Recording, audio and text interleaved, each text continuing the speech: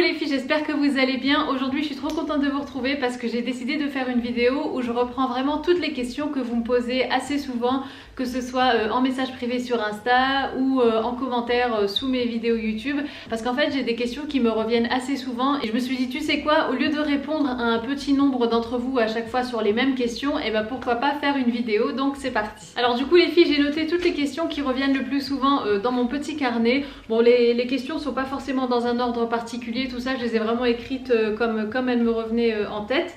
Donc la première, c'est quelle est ta routine cheveux?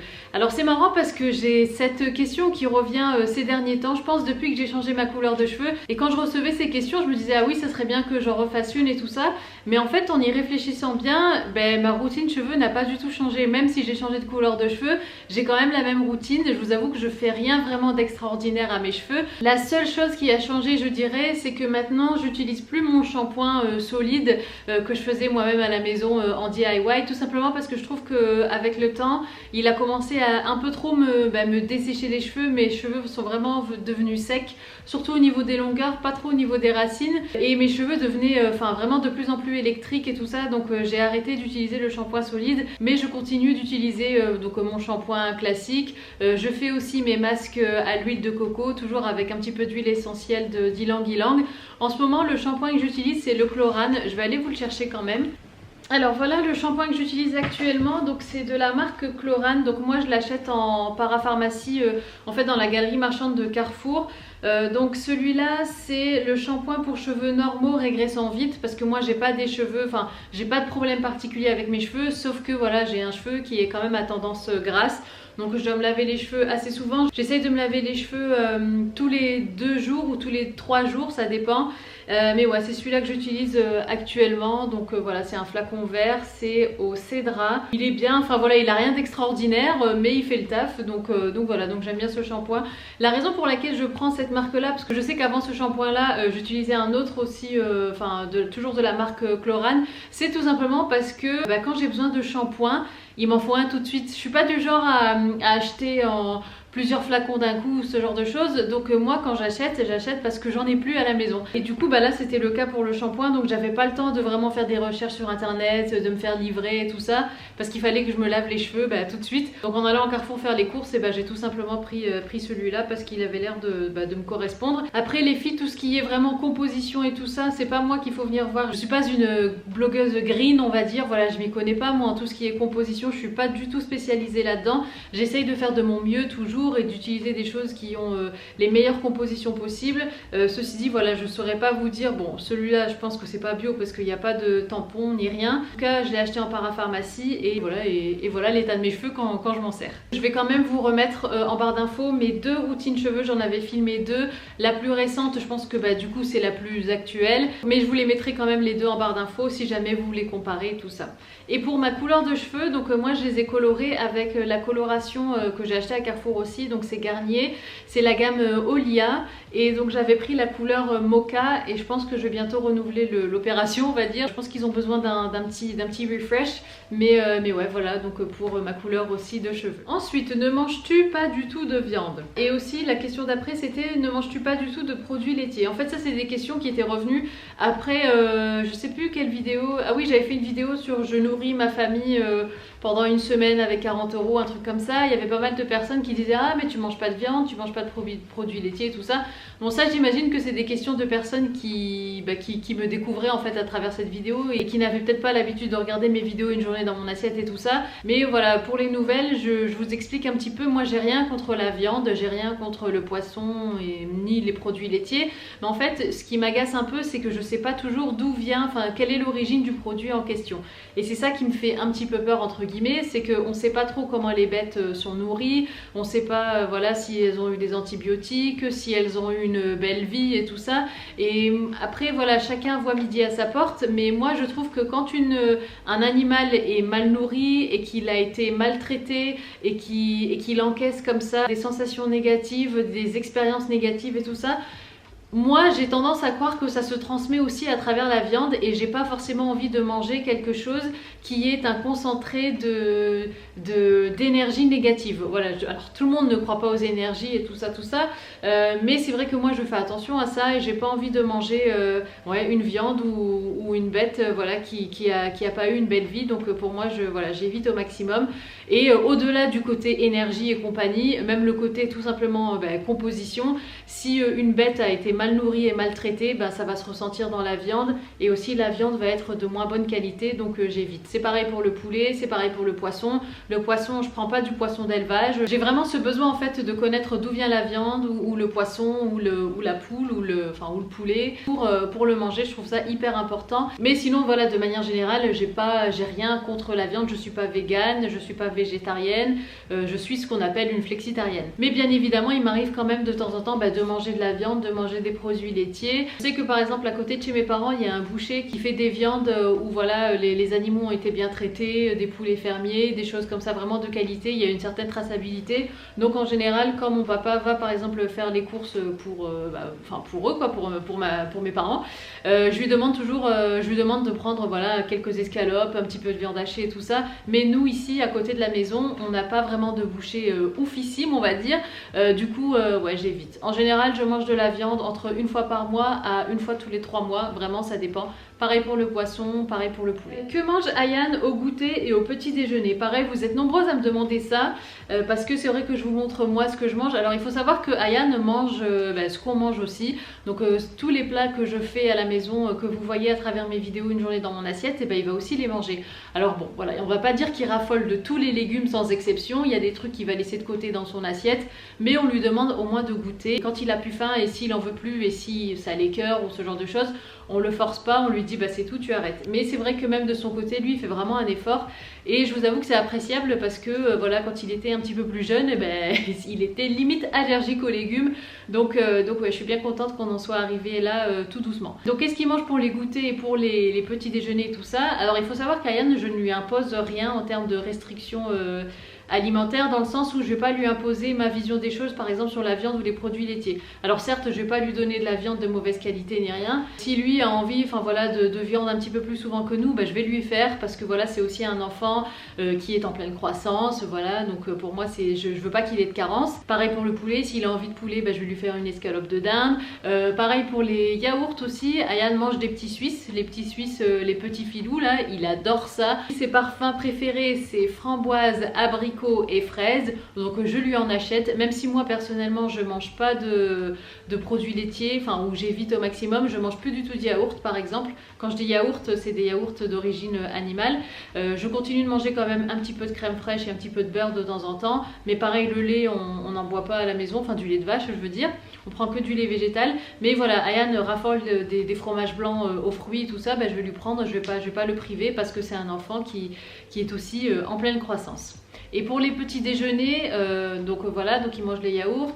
Qu'est-ce qu'il peut prendre aussi? Pour le petit déj par exemple, il va prendre des fois des céréales Alors je suis bien contente parce que pour les céréales justement, il faut savoir qu'Ayane, j'ai réussi à le détourner entre guillemets des céréales, vous savez, Kellogg's et compagnie. Parce que pendant très longtemps, jusqu'à même récemment, il raffolait de ça, il adorait les chocs à pic, il adorait les trésors et compagnie. Et je lui donnais parce que voilà, je voulais pas le priver, mais je lui expliquais quand même que voilà, que c'était très sucré, que manger du sucre comme ça dès le matin, c'était pas forcément ce qu'il y avait de meilleur. Et j'essayais vraiment d'avoir un côté pédagogue avec lui et juste lui expliquer sans le priver et sans le frustrer. Et tout doucement, de lui-même, en fait, quand on allait faire les courses chez Grand Frais, il a commencé à prendre des paquets de céréales bio, parfois sans gluten et tout ça, mais toujours pour les enfants, au chocolat, mais avec une meilleure composition.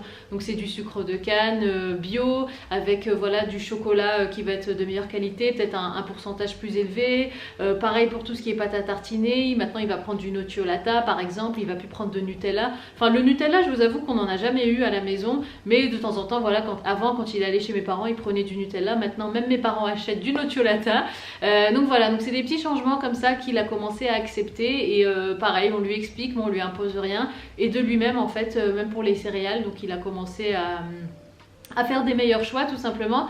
Et pour ses céréales, alors Ryan, il faut savoir qu'il aime pas trop manger des céréales avec du lait, il aime bien les manger comme ça sèches on va dire.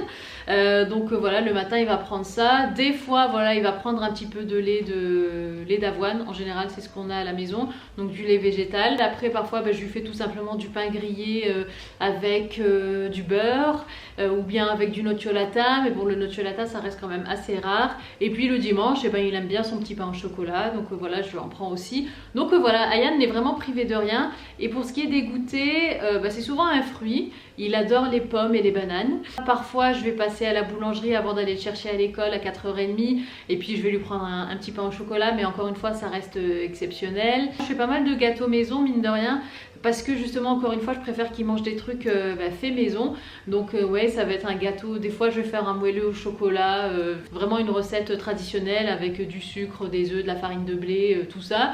Ou des fois je vais faire des recettes un petit peu plus healthy, où je vais remplacer les ingrédients par de meilleures choses et tout. Et pareil il va manger ça. Donc voilà, donc Ayan il est privé de rien et il fait de lui-même de plus en plus des choix meilleurs pour sa santé aussi. Quel est ton métier? Alors cette question là franchement ouais pareil, elle revient de plus en plus. Alors moi les filles, ce que vous regardez là, c'est mon métier. Franchement j'en ai les frissons rien que de vous le dire, c'est marrant parce que ça m'émeut un petit peu.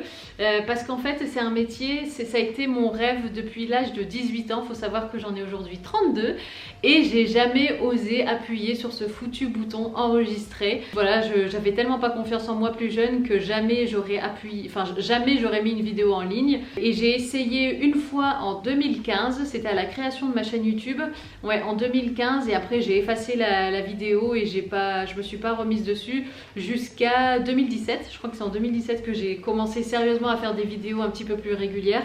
Mais ouais, voilà, je suis créatrice de contenu, je déteste le mot influenceuse, donc voilà, je suis pas du tout influenceuse, youtubeuse je veux bien, créatrice de contenu aussi ça me va étant donné que je suis aussi sur Instagram, mais ouais c'est mon métier et j'en suis vraiment contente parce que c'est une passion, parce que j'ai réussi à me mettre ce challenge et je pense l'avoir relevé et franchement ça n'a pas été facile au début, beaucoup de doutes.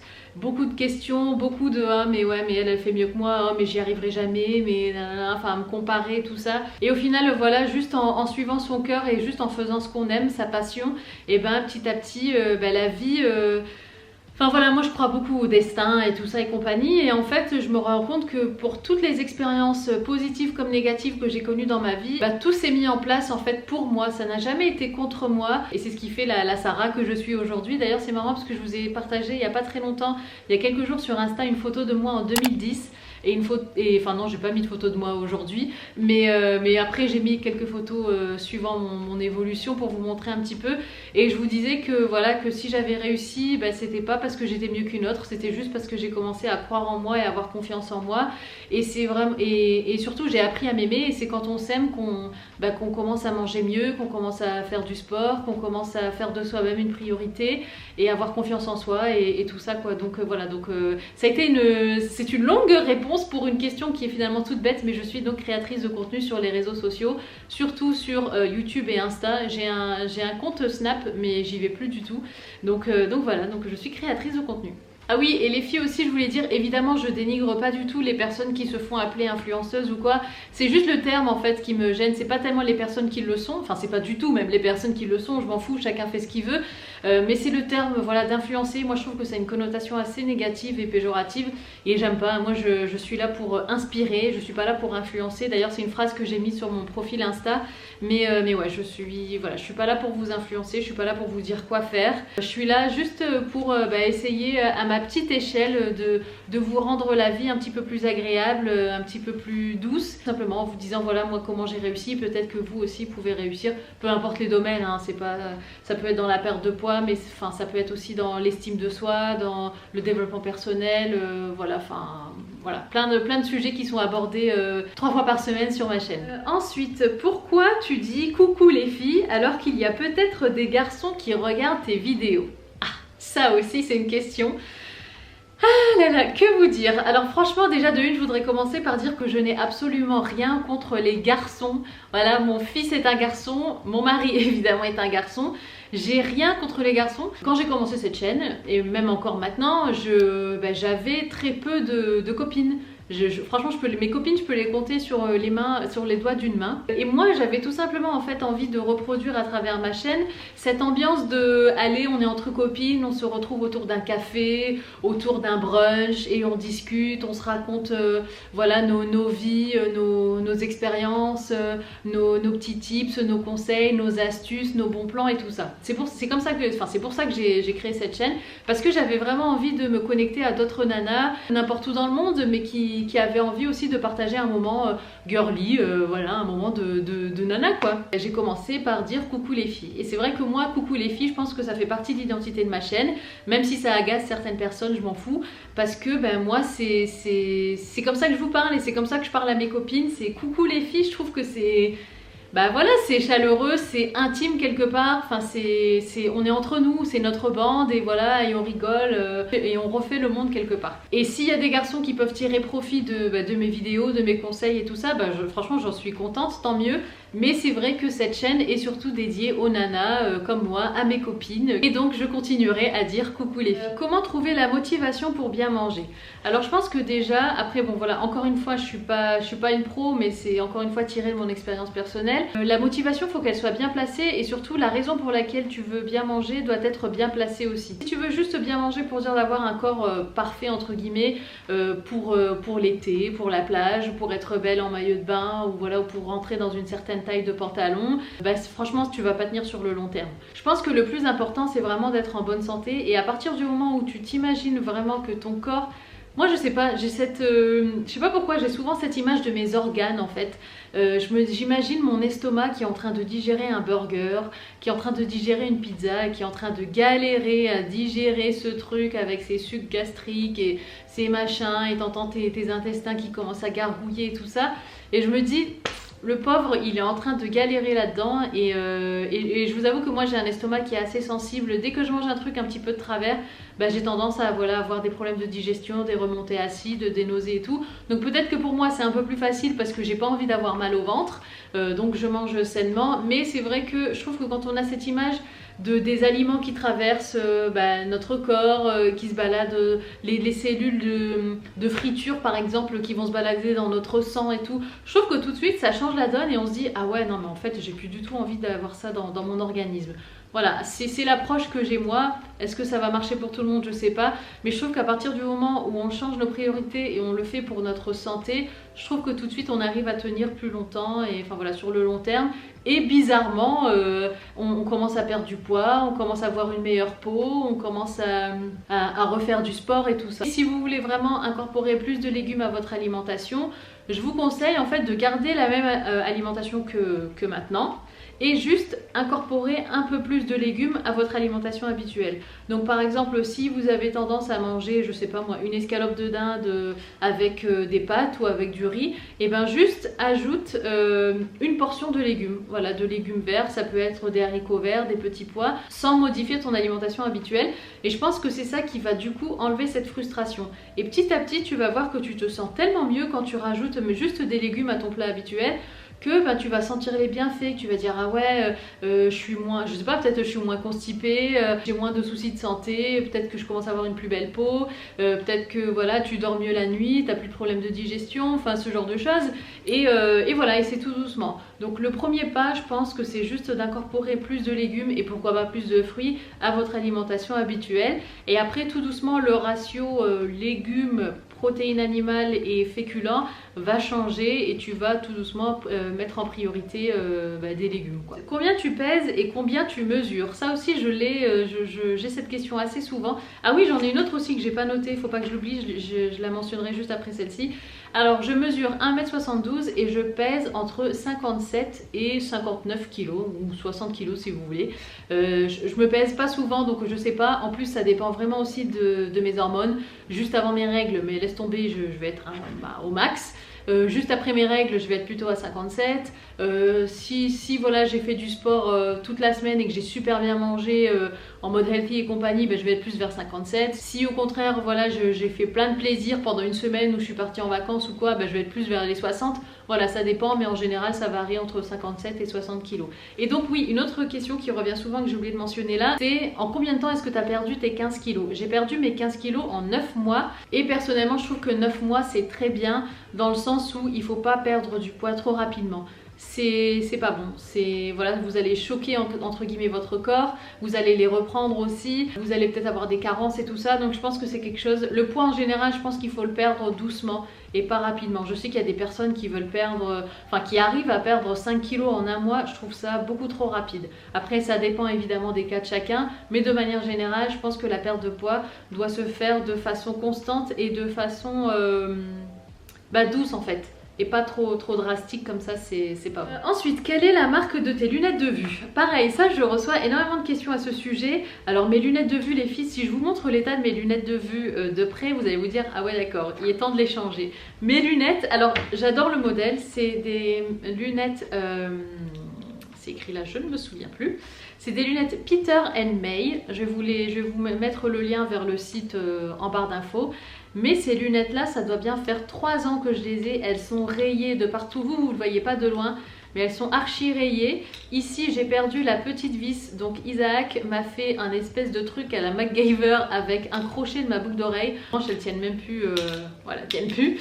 Donc il est temps de changer de lunettes. D'ailleurs j'ai vu les filles un modèle de lunettes de vue Victoria Beckham, mais oh là là, je louche dessus. Donc voilà, donc il serait peut-être temps de faire marcher un petit peu ma mutuelle et d'aller chez l'opticien. Par contre les filles, désolée mais c'est un modèle qui n'existe plus, hein, mais ils font d'autres aussi, pas mal de lunettes sympas. Moi j'avais trouvé ce modèle là, ou ce créateur là, chez mon opticien à Lille, dans le Vieux-Lille, rue Esquermoise, si ça vous intéresse. C'est l'opticien Olivier Optique. Donc voilà, et ils ont plein de modèles dont ce créateur là. D'où viennent tes bijoux? Alors, mes bijoux, c'est un mélange, c'est soit Ana Luisa, qui est un site américain, new-yorkais pour être précise, soit c'est Who We Are. Alors Who We Are, vous le savez, j'avais déjà fait un partenariat avec eux il n'y a pas très longtemps. C'est une marque que j'adore. Who We Are font des bijoux donc en plaqué or ou en argent massif. Ce que j'aime bien, c'est que c'est du made in France. À chaque fois que vous passez commande, il y a 50 centimes qui vont vers l'association caritative de votre choix et tout. Donc voilà, je trouve la démarche super. Et puis c'est une boîte qui est quand même assez récente. Donc voilà, j'aime bien les soutenir aussi. Et sachez que d'ailleurs, il me semble, je sais pas si mon code promo est encore valable. Essayez si vous voulez passer commande. Donc c'est le code promo Sarah20 pour 20% de réduction sur vos commandes. Et voilà, je suis pas payée pour vous le dire, je suis pas sponsorisée là dans cette vidéo, mais ouais, je vous le dis parce que je sais que c'est une question qui revient assez souvent. Comment fais-tu ton trait d'eyeliner? Alors les filles, il faut savoir que mon trait d'eyeliner est toujours raté. C'est-à-dire que quand vous le regardez de près, déjà, ils sont jamais identiques. C'est un peu comme les sourcils. Voilà, mes traits d'eyeliner ne sont jamais identiques. Je vais jamais... en fait, en général, je commence toujours par le droit. Donc le droit est toujours bien fait, il est toujours bien fin. Parce que moi, j'aime bien les eyeliners, enfin les traits assez fins. Et ensuite, je fais le gauche. Le gauche est toujours raté et le gauche est toujours plus épais que le droit. Du coup, une fois que j'ai fini le gauche, je suis obligée d'épaissir le droit pour que ça matche. Mais vraiment les filles, je suis pas du tout un exemple en termes d'eyeliner. Il y a plein de tutos sur YouTube pour ça, donc allez-y, mais moi c'est catastrophique. De loin, en fait, quand vous me regardez, que ce soit en vrai ou à la caméra, voilà, de loin, avec les yeux ouverts et tout, ça se voit pas. Mais si vous regardez de près, ben voilà, ils sont pas parfaits. Et en plus, moi, ce qu'il faut savoir, c'est que j'ai une particularité, c'est que mes paupières sont très plissées. Quand je ferme mes yeux, déjà, j'admire les nanas qui arrivent à fermer juste un œil comme ça et à faire leur trait. Et après, elles ferment l'autre œil, hop, et elles font l'autre trait. Moi, dès que je ferme un œil, laisse tomber, j'ai tout mon œil qui tremble. Ma paupière se plisse comme jamais. Donc, je suis obligée de tirer comme ça pour arriver à faire un trait d'eyeliner. Et c'est la grosse galère et j'en mets partout. Et souvent, j'ai recours au coton-tige pour essayer de réparer un peu les dégâts qu'il y a autour de mon trait d'eyeliner. Donc... je suis pas du tout une pro du trait d'eyeliner les filles. C'était la dernière question, donc c'est la fin de la vidéo. J'espère qu'elle vous aura plu et j'espère avoir vraiment répondu à vos questions. Je pense que c'est le genre de vidéo que je vais faire, peut-être pas tous les mois, mais peut-être tous les 2-3 mois si je vois qu'il y a vraiment des questions récurrentes qui reviennent du coup à chaque fois. Oui, récurrent, c'est que ça revient. Et puis j'espère de tout cœur que cette vidéo vous aura plu. On se retrouve du coup vendredi pour un vlog. Je vous embrasse les filles, prenez soin de vous surtout et je vous dis à très bientôt.